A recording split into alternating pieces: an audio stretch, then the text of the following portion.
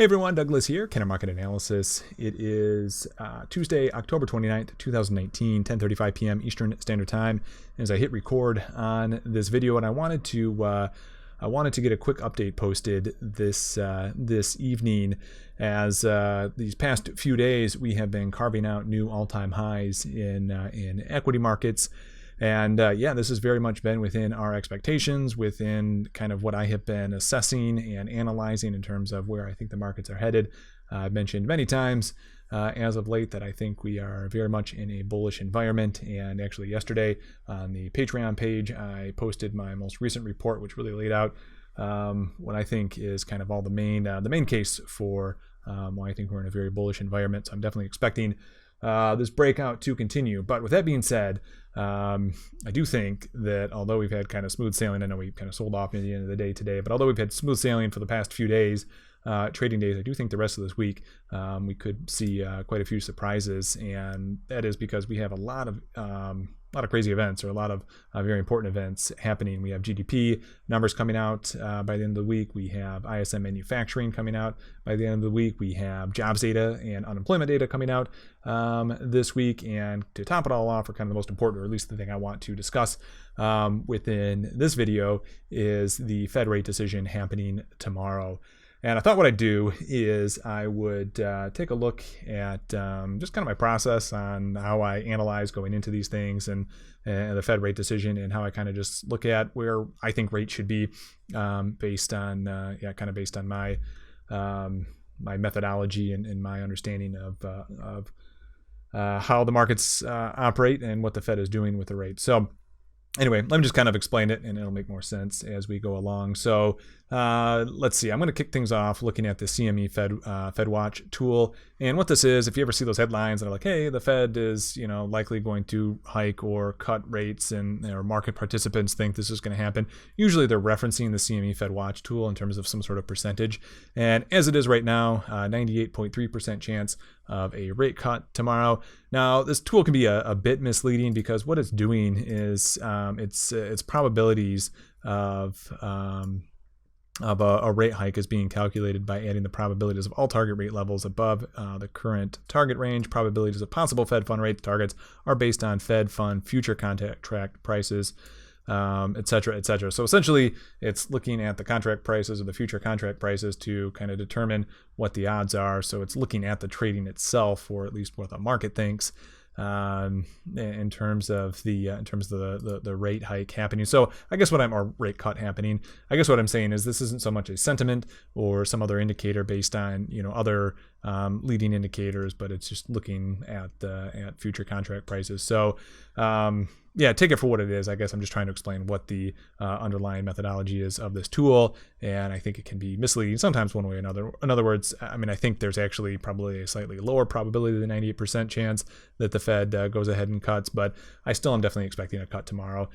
But that's not the real point of this video. It is, though, a tool that you kind of want to look at first whenever you're kind of trying to ascertain where rates are likely headed. So the real thing I'm going to look at is rates themselves, and I'm also going to look at what the Federal Reserve at least wants to understand and ascertain, and at least what they've said in the past has been the elements that they're looking at when they are making their rate decision.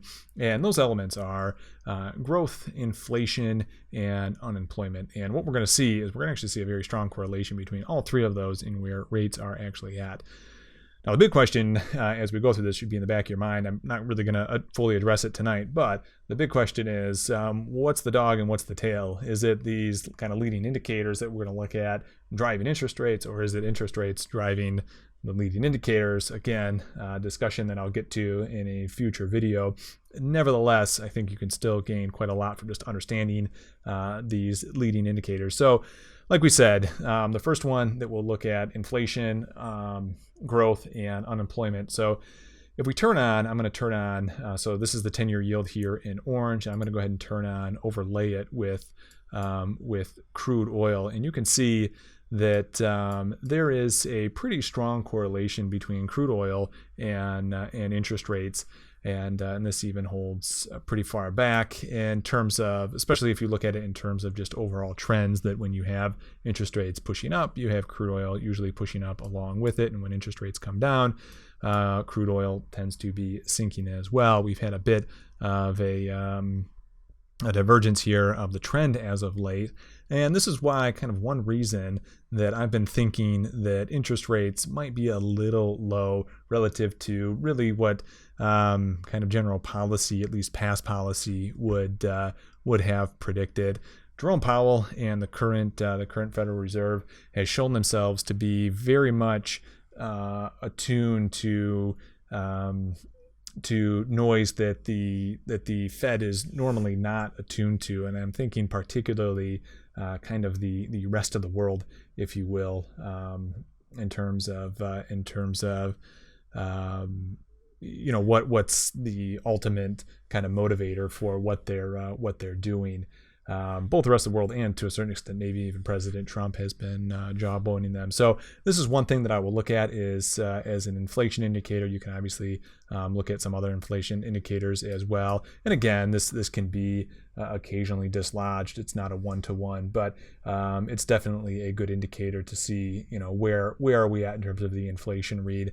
Oil has not been doing great, but we certainly have not been tanking, no pun intended there, like we were even back in mid to late 2018, or certainly nothing like we were in 2014 all the way through early 2016. So all in all, to me, again, one element of this right now is saying, hey, we're probably a little low on the interest rate level. So the next thing that the Fed has said that they take into account is, we'll go ahead and turn off oil, is growth. And I'm going to go ahead and turn on the manufacturing PMI as a growth kind of indicator. And as you can see, there's a very strong correlation that goes between the 10-year yield or yields in general. I'm using the 10-year yield, just kind of a general benchmark. The Fed, the 10-year yield will always eventually follow what it thinks the Fed is going to do. They are the monopoly price setter of the 10-year yield. So, and just kind of smooths out the moves here, if you will. So again, a very strong correlation here. And again, this is why I think the Fed takes into account more than it ever has before the input from the rest of the world, if you will, because I really think the sluggish manufacturing numbers that we've seen over the past few months really have been because of issues overseas with the rest of the world slowing, not so much U.S. growth slowing. And so we see that correlation. And this, again, this is probably the only of the three indicators that's really given me that sense that or at least would give justification to the Fed to have been in the current rate dropping cycle that we've seen. Now, the final thing that we said that the Fed would look at, or has said that they take into consideration, is the unemployment rate. So we're going to go ahead and turn this on here. And again, you can see a pretty strong correlation between the unemployment rate and what the Fed generally does. However, over the last 5, 6, 7 years here, well, 5, 6 years, we've really seen a split between unemployment and, I'm sorry, this is unemployment inverted. So we've seen a split between really employment or unemployment bottoming out and the Fed bringing rates down. So again, based on just historical policy and what the Fed has stated that they intend to do based on those three parameters, it makes sense to me that the Fed has probably brought rates down lower than maybe what they normally should have. Now, again, my assessment here is based within their own methodology and their own thought process. I have a completely different thought process when it comes to what I think the Fed should be doing, but as it stands, it's not what they are doing, and that really shouldn't pertain to where I think bonds are going to be headed one way or another. I need to assess the market. I need to assess the market as it is, and if I have some sort of political economic thought or policy thought, I need to separate that from my actual assessment and let it be. If you're interested, I would be okay with a zero rate forever, maybe even getting rid of bonds and use fiscal policy instead. But again, that's beside the point in terms of what it currently, what policy currently is stated as happening and what the Fed has stated that they're going to do. So all that being said, I really think that where the economy sits right now, that the Fed, or at least where the indicators is at right now, the Fed have pushed rates a little bit too low. And my expectation is that possibly tomorrow when the Fed does come out, I would expect them to go ahead and cut rates. But if they do cut rates, I'm interested to see what they're going to say after that and what kind of planning they're setting out or what trajectory they're setting out into the future. And it wouldn't surprise me if they even put it on the table for early 2020 to allow for, keep the door open for rate hikes once again to go through another cycle. And I say that because what we can do is if we can understand, so I'm going to turn back on like manufacturing PMI, if we can understand some leading indicators, which again, the tools that I've developed through understanding MMT, through understanding things, through heterodox economics, through thinking or reading and understanding and applying the works of the people like Hyman Minsky or Steve Keen or Warren Mosler, is we can really understand what the leading indicators are of these indicators and kind of piece together that I really think when the ISM comes out, maybe not this week, but maybe during the next print, although I think there's a pretty high chance that we're going to get quite a bounce here, that we're going to start to see the global economy pick up and it start to be presented in the data. And my guess would be that the Fed will see that as well and come out and say, hey, be ready maybe early next year for a rate hike, that's not something outside of the possibility. So that's just kind of the explanation in terms of kind of how the thought process should work when you're analyzing this. And I guess the question you should be asking at this point is, okay, so what's the takeaway? What's the move? What's the trade here? And really what this is this should set your expectation for where you think bonds are headed in terms of any exposure you have. And for a little while now, I have been pretty bearish bonds. So bond obviously being the inverse of the yield. And I've actually been short bonds myself. I'll probably be closing out that position very soon, if not tomorrow, for a couple of reasons. We have had quite the sell-off in TLT as it is. And so that has played out. That's played out well recently, and just from a momentum standpoint, we might need to take a breather here. However, with that being said, I still would expect bonds to start to fall here for a little while, and yields continue to rise for some extended period of time. Exactly how long, that remains to be seen. At this point, I think we are just starting that kind of next cycle, and it could be a very short-lived cycle, or it could be an extended cycle. But as it stands, what we're kind of need to be most interested in is that rate of change, that change that's actually happening, and the new cycle that is going to emerge, and then we can take some measurements as it's going along. My gut feeling tells me that this cycle on this next kind of I don't even know if I want to call it a full cycle, because I don't want to give that impression that this could last for years, but this next move here could be short-lived into 2020.